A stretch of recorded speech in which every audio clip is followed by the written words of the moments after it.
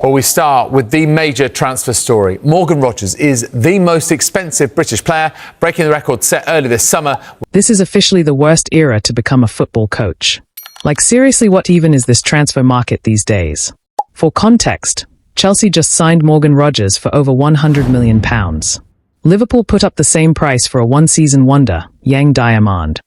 Don't get me wrong, these are really good players, but not £100 million good. This is happening not because the game got harder tactically, not because players got better or faster. It's because the entire economics of the sport have gone completely insane, and coaches are the ones left to pay the price. Let's talk about it. The old world. Turning to that Juventus game, we'll of course see Cristiano Ronaldo, who on this day 11 years ago was presented as a Real Madrid player. Rewind 10, 15 years. If a club paid a massive fee for a player, you knew what you were getting. Superstar money bought you a superstar. Cristiano Ronaldo, Zlatan, Benzema in his prime. These guys were generational talents, and the transfer fees and wages, while huge, actually matched the output.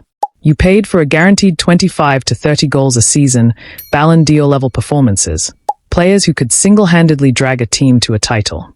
And when those legends finally chased the money, Ronaldo to Saudi Arabia, Benzema following him, everyone understood it. It was a victory lap. You've earned this moment at the end of a career that justified every dollar. That was the deal. Elite performance, elite price tag. The new world, same money, half the talent. Fulham have quoted £90 million. You can see how the market gets inflated. They've quoted £90 million for Paulinho. Now, that deal is broken. Today, a mid-table club will drop 9 figures on a 21-year-old who's had one good season in a mid-table team. Of course you know I am talking about Brighton. A striker with 15 league goals gets valued like he's the second coming of a Golden Boot winner. A centre-back who's decent in the air suddenly costs more than legends did at their peak, adjusted for inflation and everything. The money hasn't gone down. It's gone up. But the talent attached to it has gone down. Why? A few brutal reasons. There was a lot of optimism around the recruitment in the summer, and there's been over £400 million spent. 1. More money, same database.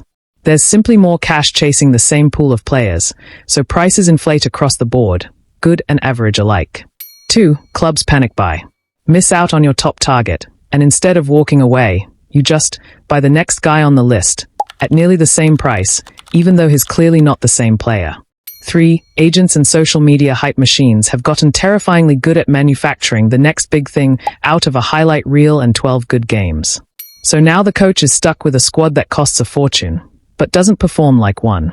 Why this destroys coaches specifically? There was no doubt he lost most of the supporters this season, and at times I thought that was a little bit harsh. Here's the part that really stings if you're the one on the touchline. When a club spends huge money, expectations don't scale to reality. They scale to the price tag.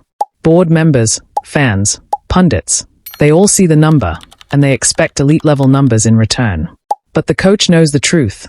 A lot of these signings simply aren't that good yet, if ever. They were bought on potential, hype, or fear of missing out, not because they were actually worth the fee. So when results don't match the spending, who takes the blame?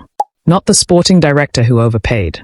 Not the scouting department that got starstruck. It's the coach. Every single time. Coaches are now managing egos and price tag expectations as much as they are managing football matches. You've got a player who cost more than a World Cup winner once did, who thinks he's a world beater because the number says so.